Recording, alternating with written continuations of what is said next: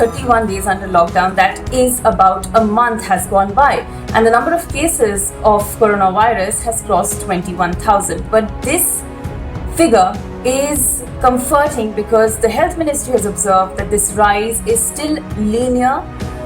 Thanks to the lockdown, the spread of coronavirus has been kept under control.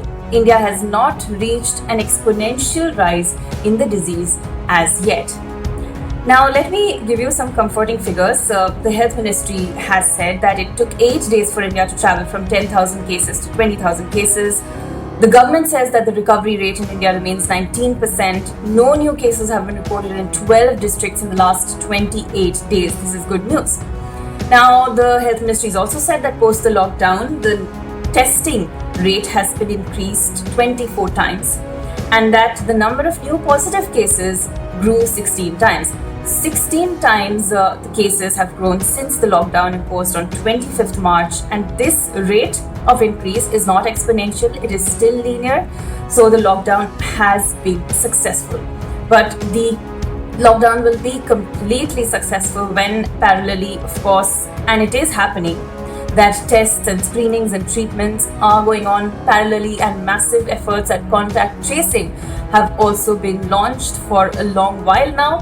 So all of these combined can ensure that the disease can be brought under control and kept under control even when the lockdown lifts. But there is one challenge to this effort, and that is that it's being observed now that there are patients of COVID-19 who may potentially be infected by COVID-19 who are not coming forward and reporting their symptoms and getting themselves tested because of the stigma that is attached with COVID-19. This is something that AIIMS director Dr.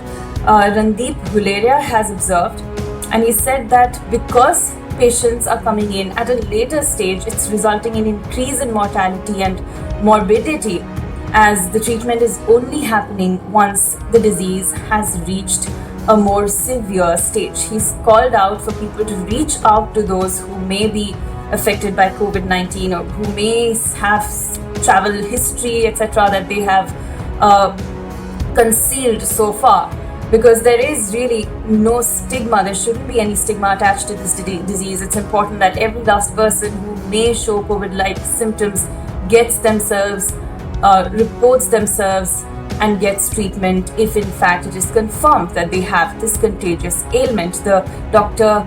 Guleria has said that all patients of COVID-19 should be seen as symbols of hope and victory.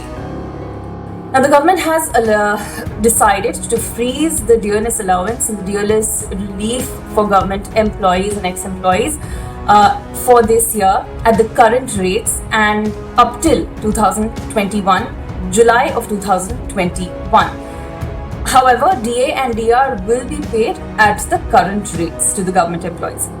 Now, this decision has been taken because, of course, the Union government needs to shore up all its resources and all its funds in order to be able to fight the COVID-19. The medical resources that the country needs right now need to be supplied, and also the economic distress that is being caused and will be there for a while in the near future. All of this needs to be, there have to be resources to fight against this, which is why the government is cutting down on other expenses and focusing them in fighting this pandemic.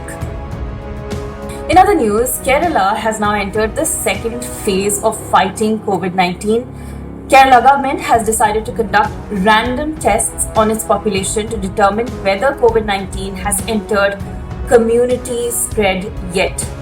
So these random tests will be conducted through the rapid antibody testing method, which is not a confirmation test for COVID-19, but a determination of whether or not the person tested has a viral infection, or the body of that person is preparing antibodies against a potential viral infection, and then a confirmation test can tell whether or not this viral infection is COVID-19.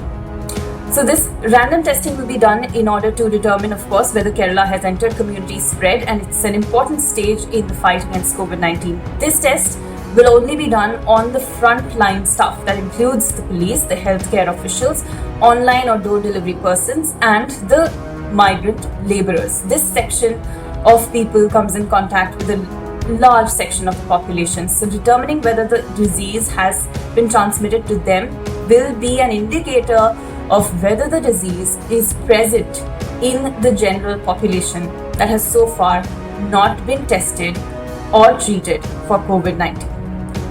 And finally, research at the Indian Institute of Technology have found a method to determine COVID-19 by a low-cost testing kit. They have developed this affordable testing kit that can be mass-produced locally, and this testing kit has also received a nod from the Indian Council of Medical Research. So the team, what it has managed to do is that it's identified unique regions that are short stretches of the RNA sequences that occur in coronavirus patients using comparative sequence analysis. They claim that these regions are not present in other human coronaviruses, and thus this gives an opportunity to specifically identify whether or not a person has COVID-19. So we can expect that this testing kit at its reduced costs will be available in the markets. Remember, a testing kit presently, the average price for it is about rupees 4,500. That's all for today. Thanks for watching.